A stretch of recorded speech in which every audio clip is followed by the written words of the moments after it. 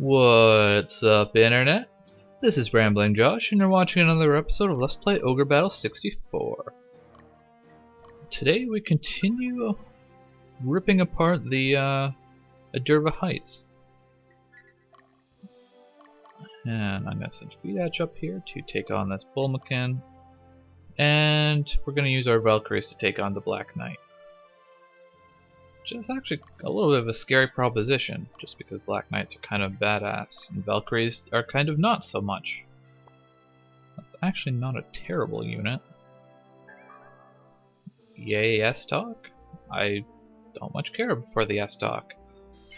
I mean, maybe if I had more than one Dragon Tamer. I don't know why I would have more than one Dragon Tamer, but...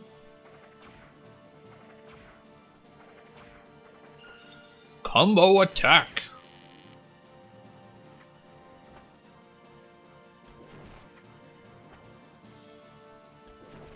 Nice guards there. I always forget Black Knights are completely worthless in the back row.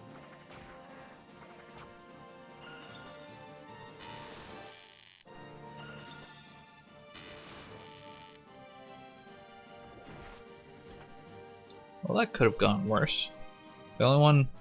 I guess I got a lot of lucky guards there, so the only one that really took damage was my Valkyrie in the back. It's getting peppered by arrows.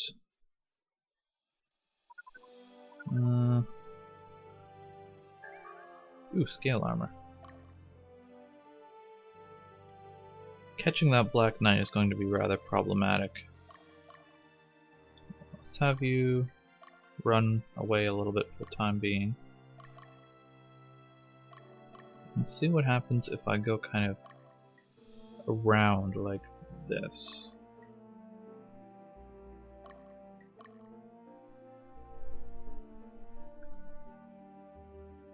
And thankfully the Bolmaukan, for a minute there he was going after my Valkyrie, and I didn't want that. But, oh, I guess I never ordered him to actually go after the grappler, so I'm sideways. It's kind of unfortunate. But apparently their paladin is in the back row for some reason. I guess they couldn't afford a cleric, so they just gave a paladin a blessed sword.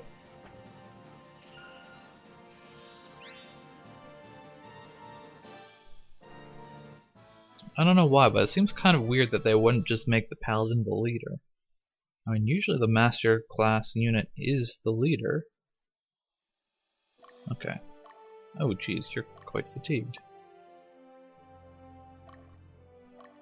I wonder if I can catch him. Which one is which? Okay. So, Mice?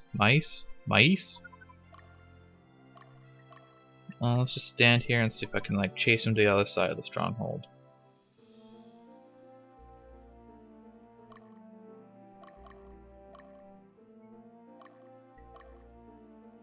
Run away from me, damn it! Get away from the leader.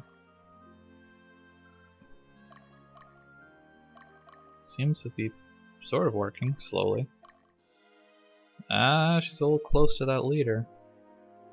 Okay, well, looks like it's working okay.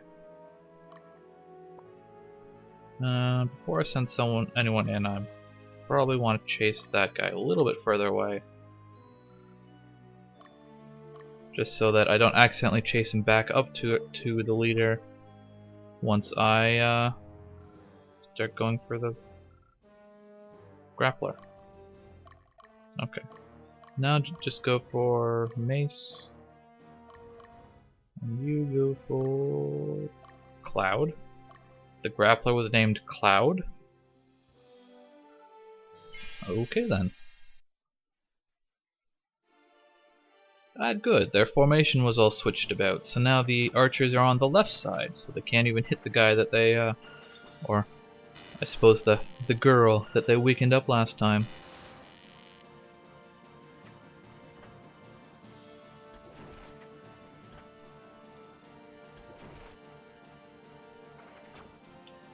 It's kind of funny. I just got new weapons for these guys, and I still feel like they would be better if they still feel like they need new weapons.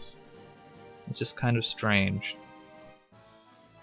I guess the thing is, weapons that have an elemental affinity tend to do significantly more damage than just normal physical weapons.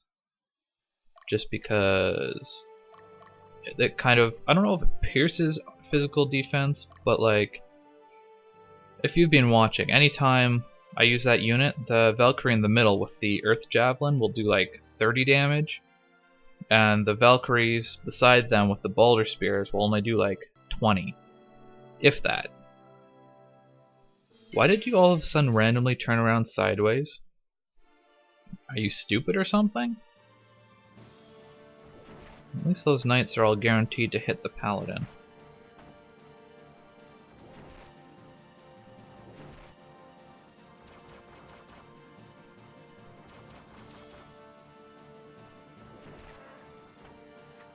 Well, I managed to do alright anyways.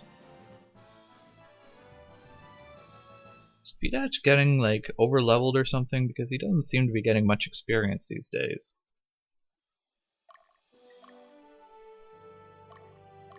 Level 15, I guess that's a little high. What level are you guys?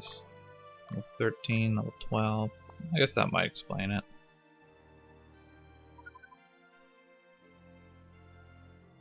Well, might as well have you go after the Black Knight, because you're just kind of sitting there anyways.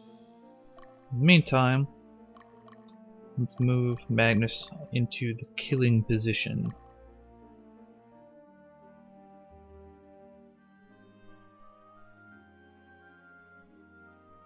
And that is that an enchanter? No, that's just a Dullmaster. Couple golems. So I was gonna move, I guess probably against that kind of unit, the best person to move up would be Orwell. Although he's more likely to snipe the leader than actually attack the golems. Because like I was thinking that because Orwell has most of my magic users in his unit, that he would be good against the golems, but yeah. He's not likely to actually attack the golems. Unless I like change his orders around, but whatever. Yay, plumed headband. I get such joy out of finding items that we had from the... Like, we literally had plumed headbands in the very first scene in the game. Like, in the prologue, we've had plumed headbands. But it just gives me so much joy to continue finding these old items here, like, halfway through Chapter 2.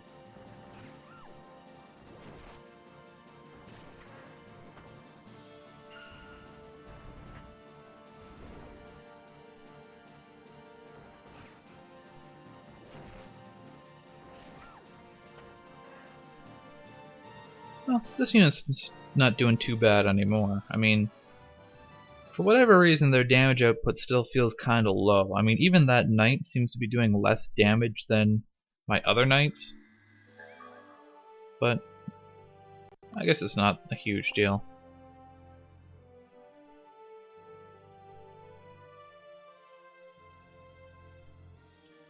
I would say I might as well move this unit up as well, but I mean... Well, let's do it anyways. I'm honestly not very worried at all about taking out this unit. I mean, I guess if I really wanted to, I could move around. Let's just have Orwell going first. Actually, what I want to do is switch up Orwell's formation a little bit.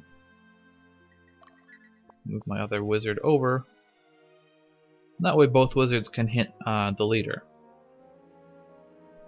But yeah, like, I'm not too worried about this unit at all.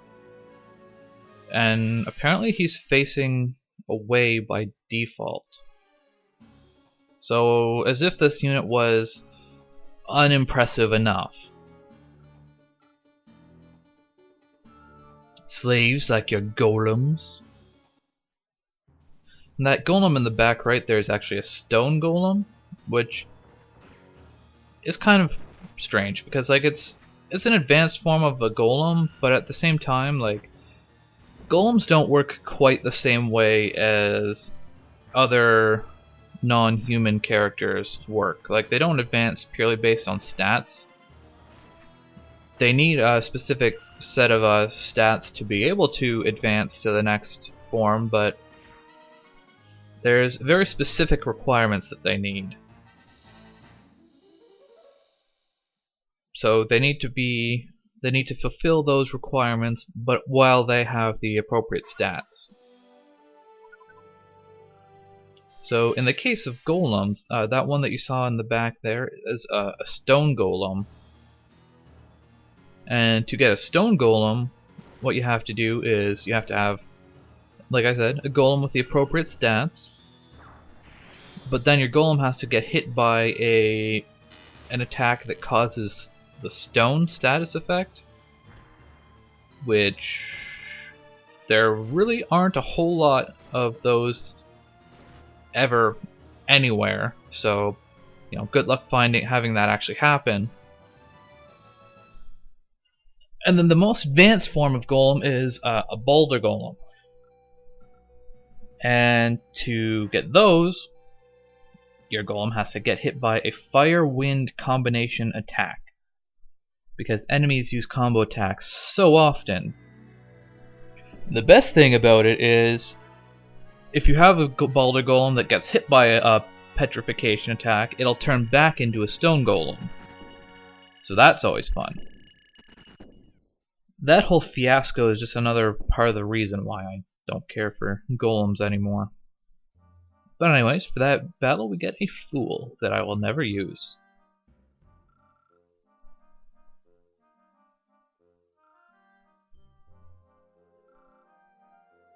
I thought we weren't going to be using the Bolmaukans.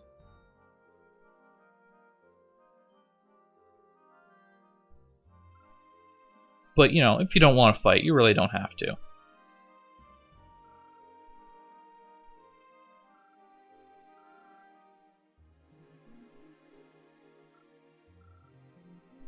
Oh, Magnus, you're so righteous.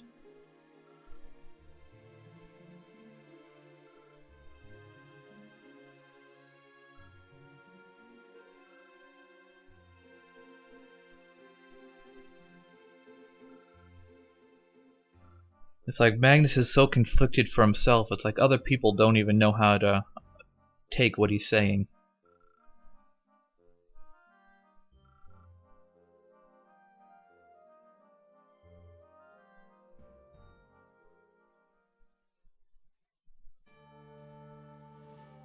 And thus ends the battle for Adura Heights. And so now that both of those places are liberated, we can head on over to Mount Ithaka. Now give me 1 second here. I gotta check my list, my master list of my eventual unit plan. Alright, of course. Okay. I was just thinking where I would want to put Aisha, but I honestly don't really have a very good place for her quite yet. So... where should I put her? Who's someone who needs healing a lot?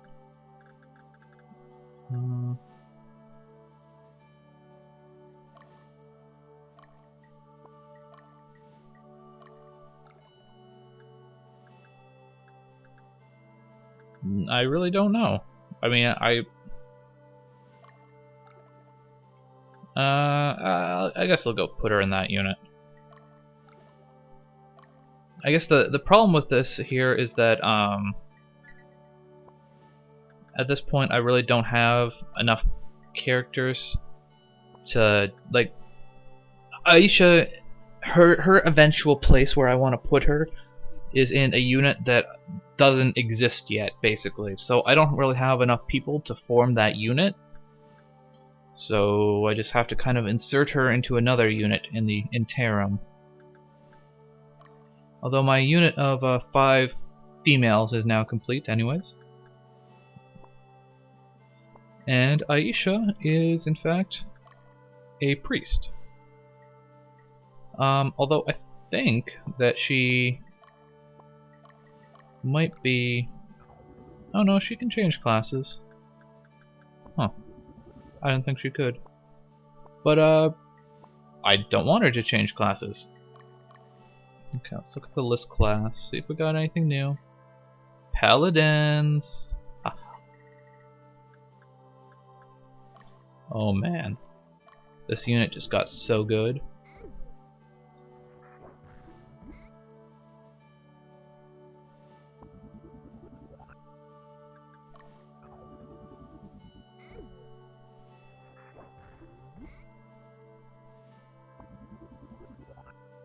And in order to change Fidach himself to a paladin, we have to change the leader, because for whatever reason you can't change the class of your leader.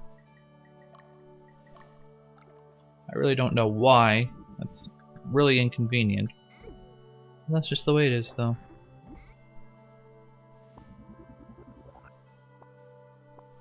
I'm gonna change the leader back to Fidach. So, between the Paladins and Aisha, this unit is basically now completely invincible. Now, let's go to Orwell and give you a Karakion.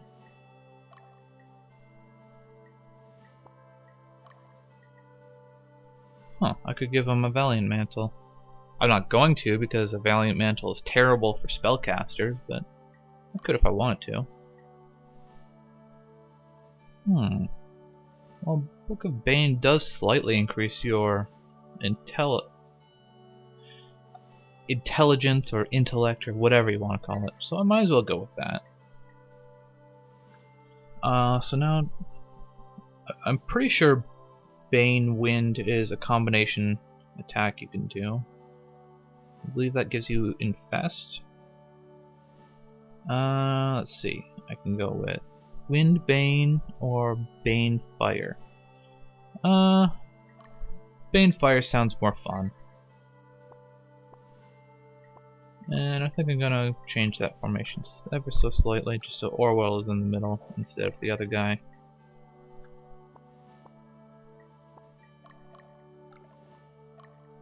And I will give you the Arc Staff and a Book of Bane. Oh, she can't use Magician's Robes yet? That's lame. Well, let's see if I got any females who can change into a different class. No. One priest, but that is Aisha.